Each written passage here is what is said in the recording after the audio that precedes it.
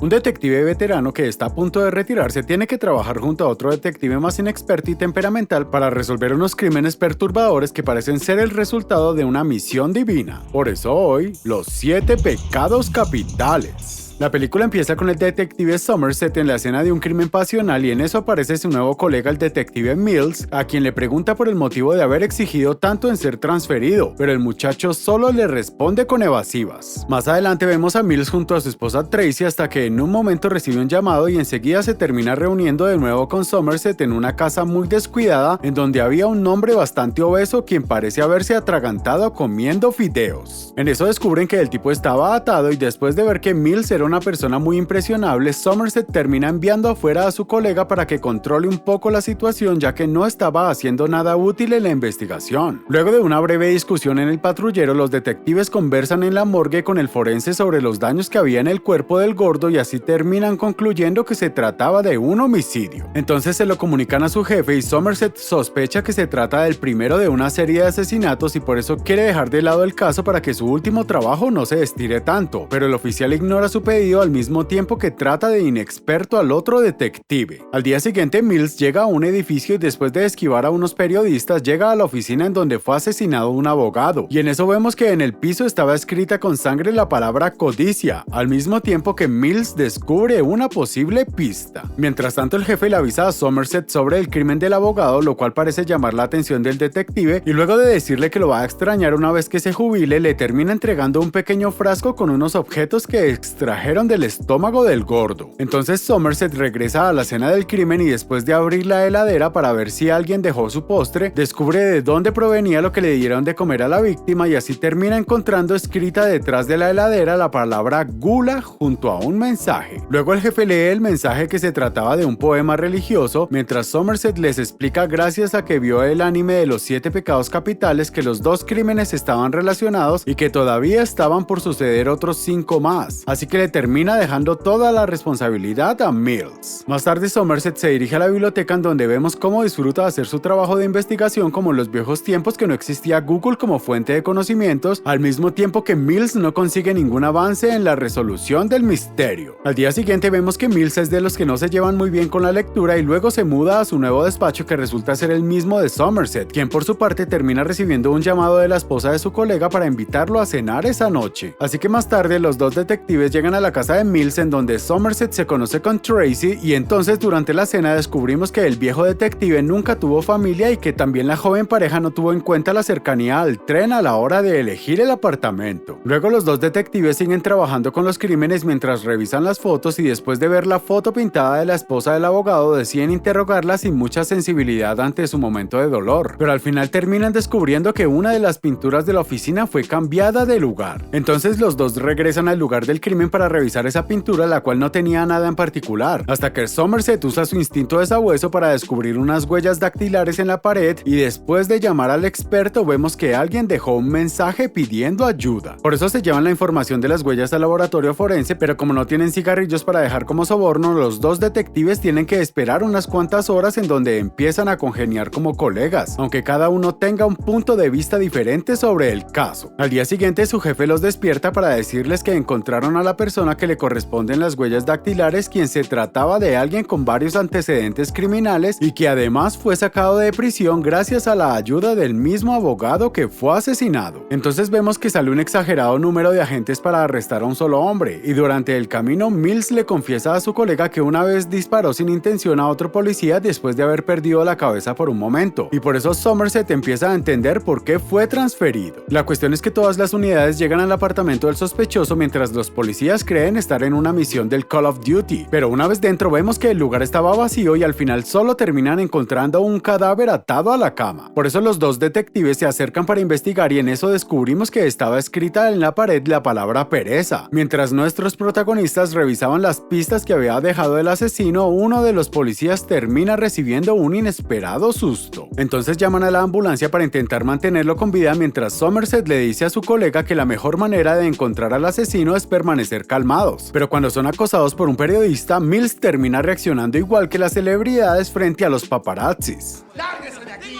Y luego cuando los detectives conversan con el médico que estaba atendiendo al sospechoso, descubren que no podía hablar porque le faltaba su lengua y que además estaba tan frágil de salud que no tenía muchas chances de sobrevivir. Más tarde Somerset recibe un llamado de Tracy para verse en una cafetería, así que una vez allí, después de muchos rodeos, ella le termina diciendo que odia su nueva vida en la gran ciudad y que estaba embarazada, aunque Mills todavía no lo sabía ya que la mujer dudaba sobre qué debía hacer. Entonces Somerset le cuenta su experiencia cuando su pareja quedó embarazada y al final no tuvieron al bebé, pero como esa decisión no lo deja de atormentar, le termina aconsejando a Tracy que si ella decide tenerlo, nunca deje de darle su cariño y al final se termina marchando hacia su trabajo. Luego en la comisaría, los dos detectives tienen una discusión sobre el responsable de los crímenes, ya que Mills lo consideraba un simple psicópata enfermo típico de las películas, mientras que Somerset elogiaba su paciencia para llevar a cabo el plan durante tanto tiempo. En eso Somerset tiene una idea y entonces los dos se dirigen hacia la biblioteca para imprimir una hoja con algo de información. Y después de que los detectives estén esperando en una casa de comida, termina apareciendo un tipo que se sienta junto a ellos y al final se lleva la hoja junto con algo de dinero. La cuestión es que los dos detectives vuelven a esperar en otro lugar, mientras tanto Somerset le explica a su colega que el FBI registra los libros que la gente se lleva de la biblioteca para detectar una posible actividad sospechosa, hasta que al final vuelve a aparecer el mismo tipo quien les entrega un sobre y se marcha. Así que los dos detectives terminan descubriendo que la persona que estaba leyendo tantos libros religiosos se llamaba John Doe, y por eso van a visitarlo a su lugar de residencia para hacerle unas preguntas y en eso aparece un tipo que los ve en el pasillo y empieza a dispararles. Por eso Mills empieza a perseguirlo por todo el edificio al mismo tiempo que apunta su pistola de una manera algo extraña, y luego de llevar la persecución a la calle parece que la suerte ya se terminó para el joven detective, pero por algún motivo el sospechoso le termina perdonando la vida. Entonces Mills quiere entrar al apartamento por la fuerza mientras Somerset parece olvidar que él también hasta hace poco quería visitar el apartamento y le termina diciendo a su colega que no pueden entrar sin una orden de arresto, lo cual parece terminar convenciendo al joven detective.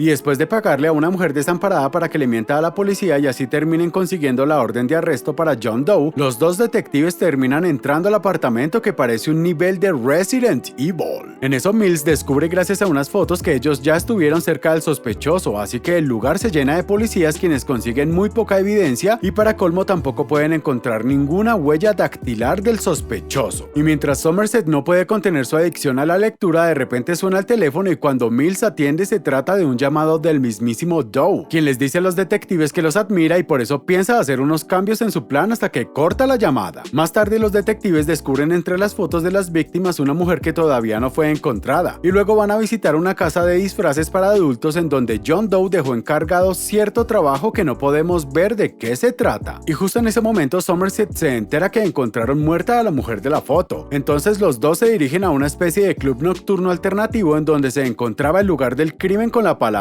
lujuria escrita en la puerta y un tipo casi desnudo que estaba bastante nervioso. Y mientras Mills parecía darle unas lecciones de moral al dueño del club, Somerset por su parte interroga al tipo que le confiesa como John Doe lo tenía amenazado con una pistola para que haga lo indebido con la mujer, al mismo tiempo que lo obligaba a usar el disfraz especial que había mandado a hacer. Más tarde los dos detectives vuelven a discutir en un bar en donde Mills no puede ponerse de acuerdo con la mirada tan pesimista de la vida de su colega, y luego regresa a su casa para acostarse junto a su esposa al mismo tiempo que Somerset trata de vencer su insomnio. La cuestión es que termina llegando el séptimo día desde que comenzó la serie de asesinatos y después de un misterioso llamado enseguida vemos a los detectives en otra escena del crimen de una mujer desfigurada junto a la palabra orgullo escrita en la pared. Luego los detectives regresan a la comisaría en donde Somerset le dice a su colega que piensa posponer su retiro para ayudarlo a resolver el misterio, pero al mismo aparece una persona que nadie se esperaba encontrar justo en ese momento.